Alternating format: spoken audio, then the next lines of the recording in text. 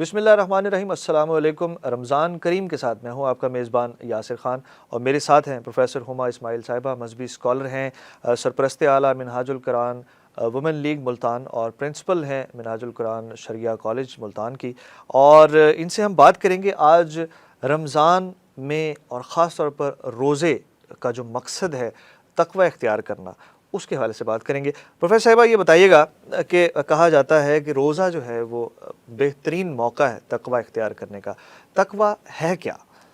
جی، بسم اللہ الرحمن الرحیم۔ جیسے کہ بھی آپ نے کہا کہ اللہ رب العالمین کا بھی یہی فرمان ہے کہ لعلکم تتقون، روزے فرض اس لیے کیونکہ تم پرہیزگار بن جاؤ۔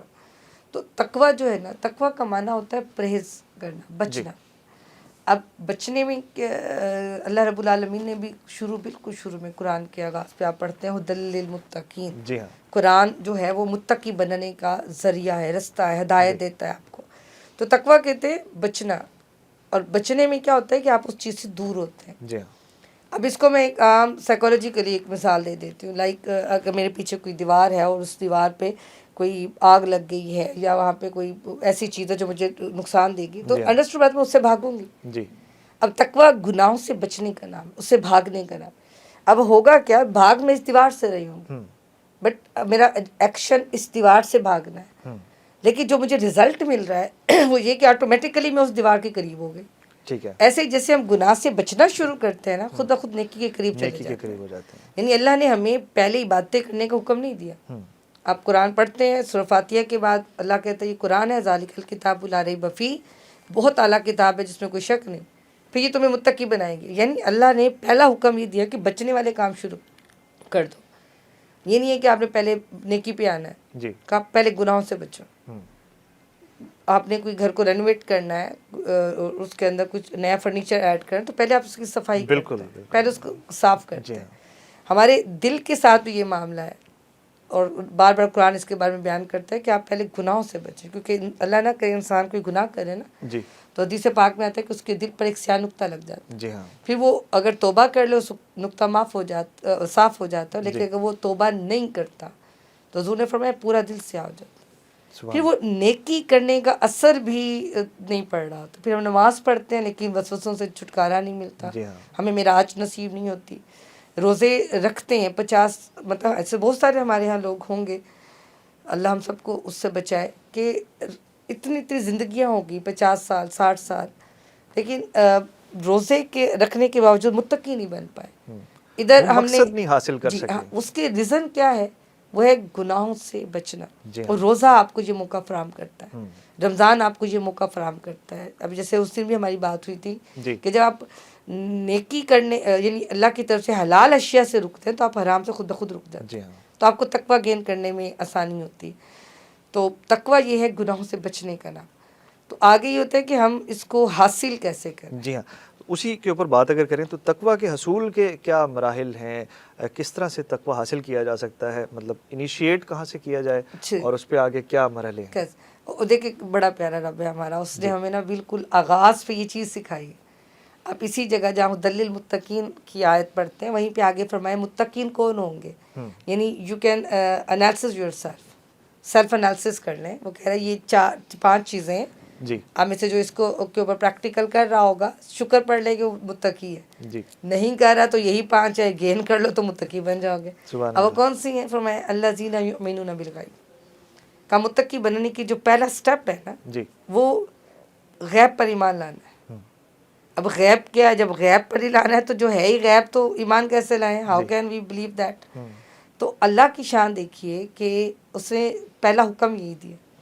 اب غیب 6 چیزیں ہیں جس کو آپ ہمیشہ بچپن سے ایمان مفصل ایمان مجمل میں پڑھتے آئے ہیں۔ وہ کیا ہے؟ غیب میں سب سے پہلے اللہ وحدہ لا شریک، بالکل، وہ جو حضور کا دور ہے، زمانہ جاہلیت بھی کہلاتا ہے، اس دور میں وہی لوگ ہیں جو انسان ہے، انہیں پتہ ہے تب بھی اللہ ایک تھا، لیکن کعبۃ اللہ کے اندر تک، یعنی برائی کا عالم دیکھیے، کعبۃ اللہ کے اندر جیسے آج ہمارے یہاں نہیں ہر خاندان کا اپنا خود رسم و رواج ہوتے ہیں، کسٹمز ہوتے ہیں، ان کے اپنے خدا تھے، اور کعبۃ اللہ کے اندر 360 بت رکھے ہوئے تھے۔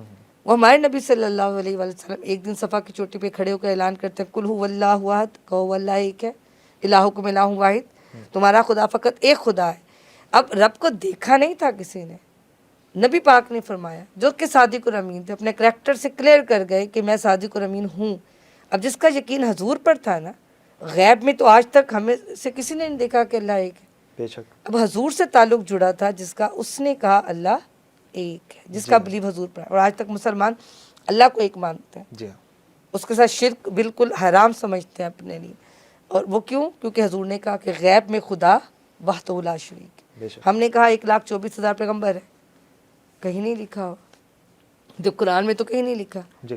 ہمارا بلیو ہے، بلائنڈ ٹرسٹ ہے، بیکاز کیونکہ آپ صلی اللہ علیہ وسلم نے، نبی پاک نے فرمایا فرشتے ہیں، ایمان لانا غیب ہے نا. یہ بھی آج تک کسی نے کسی فرشتے کو تو دیکھا ہی نہیں. ایون ہمارے کندھوں پہ بیٹھے ہم نہیں دیکھ سکتے کرامن کاتبین کو، جنت کے، دوزخ کے، رزق دینے کے، بارش کرنے کے، کعبۃ اللہ، یعنی ہم حج عمرے کے لیے جاتے ہیں، کعبۃ اللہ کا طواف کرتے ہیں، ہم فرشتے نہیں دیکھتے، انسین ہے وہ ہمارے لیے، لیکن ہم بلیو کرتے ہیں کیونکہ حضور صلی اللہ علیہ وسلم نے فرمایا.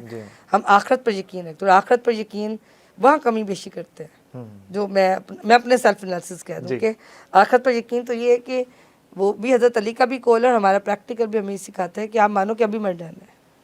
یہ آخرت پر یقین. تو یہ بھی ہمیں حضور صلی اللہ علیہ وسلم نے فرمایا کہ قبر کیسی ہوتی ہے، اس میں سوالات کیسے ہونے ہیں، دوزخ کیسی ہوگی. دیکھی کسی نے نہیں ہے، ایک تقدیر ہے، آپ کو ماننا ہوگی. وہ کس نے بتایا؟ حضور نے. تو یؤمنون بالغیب، تقوی حاصل کرنے کا اپنے. اور لگتا بڑا آسان ہے ہمیں کہ ہاں جی غیب پر ایمان ہمارا تو ہے. اس پہ ہمیں شکر پڑھنا چاہیے کہ اللہ نے مسلمان گھرانے میں پیدا کیا. بالکل. پیدا ہوئے تھے، اذان سنائی گئی، کلمہ سنایا گیا، اس لیے ہم مسلمان ہیں. میں اپنی بات کروں نا تو شکر ہے ویسے تو الحمدللہ کہ اللہ نے دین پڑھنے کی توفیق عطا فرمائی. لیکن ارد گرد ہم جب دیکھتے ہیں کہ جگہ جگہ دین سکھانے کے لیے ادارے موجود ہیں، مدارس موجود ہیں، اور ہم مسلمان ہیں اور پھر نہیں جاتے وہاں سیکھنے کے لیے، تو سوچیے یہ کہ اگر ہم کسی کافر کے گھر پیدا ہوئے ہوتے تو کیا ہم جاتے مسلمان ہونے کے لیے مسجدوں میں؟ اب تو سیکھنے نہیں جاتے تو کلمہ پڑھنے کب جاتے؟ جی ہاں.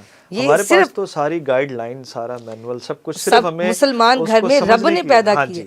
نہ کرتا تو یقین جانے ہم مسلمان ہی نہ ہوتے. یہ ایک بلیسنگ ہے، یہ اللہ آلریڈی کی بلیسنگ، یہ کرم ہے، اور اس پر ہمیں ہمیشہ شکر کرنا اور چاہیے. اس کو فار گرانٹیڈ نہیں لینا چاہیے کبھی. جی جی جی، یہ بہت بڑا کرم ہے. تو تقوی گین کرنے کی جو پہلی سیڑھی، پہلا سٹیپ ہے، وہ ہے یؤمنون بالغیب.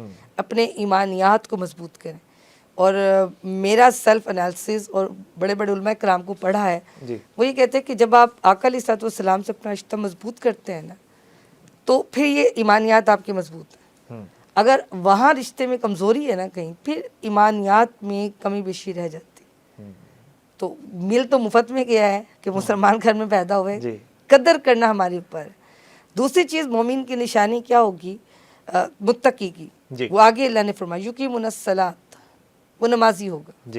وہ نماز نہیں چھوڑ سکتا، اس کو کچھ ہو جائے. وہ جیسے ہم امام حسین علیہ السلام کو دیکھتے ہیں، کیسی کربلا تھی، ایسے موقع پر تو ویسے کنسیشن مل جاتا ہے. جی ہاں، کہ آپ کا جسم سے خون رس رہا ہے، آپ کے اوپر دشمن حملہ آور کھڑا ہوا ہے، آپ کیسے نماز چھوڑ سکتے ہیں؟ مطلب نماز پڑھ سکتے ہیں، آپ کے لیے مشکل ہے. اور امام علی مقام کا عالم دیکھیے کہ وہاں پر بھی نماز نہیں چھوڑ رہے، کیونکہ وہ جانتے ہیں کہ متقی اندر عالم ایسے بن چکا ہے نا، تقوی ایسا اندر آ چکا ہے کہ نماز مومن سے دور ہوتی نہیں، متقی سے نماز نہیں دور ہوتی. وہ معراج کا اندازہ ہو چکا، وہ قدر ہو چکی، وہ تربیت ہی ایسی تھی نا بی بی فاطمہ الزہرا کی اور مولا علی کی اور خود آقا علیہ الصلوۃ والسلام کی، کہ وہ تقوی لینے میں پیک ہیں وہ لوگ. تو متقی کی نشانی جو دوسری ہے، تو اللہ نہ کرے ہمیں سے کوئی ایسا ہے جو آج لسنرز ہیں کہ جی ہم نمازی نہیں ہیں، تو کوشش کریں آج سے شروع کر دیں. وہ رب کہتے ہیں لا تقنطوا من رحمت اللہ، بندے میری رحمت سے کوئی مایوس نہ ہونا. جو کام نہیں کیے تھے شروع کر دو. میں خود پچھلا جو ہوتا ہے نا کمی اس کو پوری کروا دیتا ہوں. جیسے ہاں جی معافی مانگ لی نا تو چلو جی میں آگے تمہارے لیے آسانیاں کر دوں. تو تیسری چیز ہے وَمِمَّا رَزَقْنَاهُمْ يُنْفِقُونَ، جو رزق اللہ نے دیا. اب رزق ہمارے یہاں ہمیشہ سمجھا جاتا ہے شہر روپیہ پیسہ اور بس اس کو نہیں، رزق کہتے ہیں ہر نعمت کو. اور اللہ کے پاس اللہ نے ہمیں 4 نعمتیں دی ہوتی، بڑی نعمتیں. اس میں سب سے بڑی نعمت، شاید آج آپ پہلی دفعہ پتہ چلے، سب سے بڑی نعمت ہمارے پاس ہماری صحت. بالکل سب سے بڑی نعمت. جی ہاں، جب تک خراب نہیں نہ ہوئی تھی پتہ بھی نہیں چلا. صحت تندرستی جب تک ہوتی ہے تب تک انسان کو فیل ہی نہیں ہوتا، سب کچھ کر سکتا ہے. اور دوسری بڑی نعمت ہے وقت. اللہ رب العالمین، اور حدیث پاک میں آتا ہے، بخاری و مسلم کی متفق علیہ حدیث ہے، آقا علیہ السلام نے فرمایا قیامت کے دن لوگ دو نعمتوں کی وجہ سے نقصان میں کھڑے ہوئے ہوں گے. صحابہ نے پوچھا یا رسول اللہ نعمتوں کی وجہ سے؟ میں ہاں، وہ نعمت کا استعمال صحیح طرح کریں گے نہیں، وہ نعمت زحمت بن جائے گی جی اور پھر اس کے اوپر عذاب ہونا شروع ہو جائے گا. وہ دو نعمتیں پوچھا یا رسول اللہ کون سی؟ فرمایا فارغ وقت، اچھی صحت.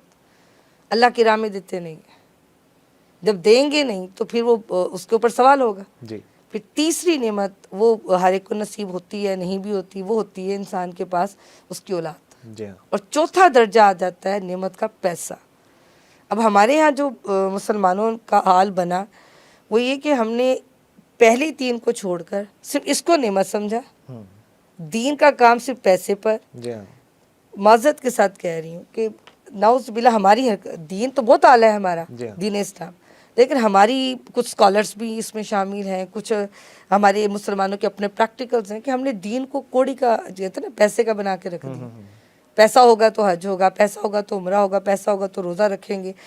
آپ جب لیبر طبقے سے روزے کے بارے میں پوچھتے ہیں وہ کہتے ہیں کمائیں جائے روزہ رکھیں، بچوں کا پیٹ. یہ چیزیں ہماری ہم نے خود اپنے ساتھ غلط کی. جی ہاں متقی بندہ یہ نہیں سوچتا. جی ہاں. حضور کا تو فرمان ہے کہ آپ کے گھر میں ایک کھجور ہے، ایک کھجور، اور آپ کا کہ دروازے پر کوئی سائل آ گیا فرمایا آدھی اس کو دے دو آدھی خود کھانا. بالکل سبحان اللہ. آپ کا دین یہ نہیں کہتا کہ آپ کے پاس بڑا کھانے پینے کو، رزق اللہ کی طرف سے، یہ نعمتیں اللہ کی طرف سے آنے والی. فارغ وقت بھی اللہ نے دینا ہے، صحت بھی رب نے دینی ہے، اولاد بھی رب نے دینی ہے، مال بھی دینا ہے. بس ہمیں ہمت کرنی ہے کہ ہم نے دینا ہے اللہ کی راہ میں. ٹھیک ہے، مختصراً بتائیے گا جو مراحل رہتے ہیں ان کے بارے میں ایک ذرا شارٹ سا بتا دیں. شارٹ سا باقی یہ ہے کہ اللہ نے فرمایا کہ قرآن پہ عمل کرتے ہیں اور قرآن سے پچھلی کتابوں پر ایمان رکھتے ہیں اور آخری آخرت پر یقین کرتے ہیں.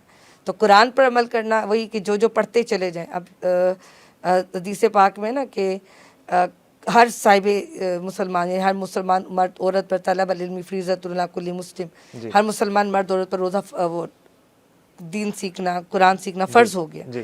اب ہر ایک ایٹ اے ٹائم ڈاکٹر بن جائے، انجینئر بن جائے، شیف بھی بن جائے، وہ کمپیوٹر سائنٹسٹ بھی، اٹ از امپاسبل. بالکل. اب کون سا علم حاصل کرنا فرض ہے؟ یعنی قرآن سے وہ علم حاصل کرنا ہم سب پر فرض ہو جاتا ہے جو آپ پریکٹیکل کرنے لگے. ٹھیک ہے. آپ مصلی پہ کھڑے ہونے لگے، نماز کو سیکھیں، روزہ رکھنے ہیں، روزے کے مسئلے سیکھیں، حج کرنے جانے حج کے مسائل سیکھیں. تو اس طرح قرآن کو سیکھیں.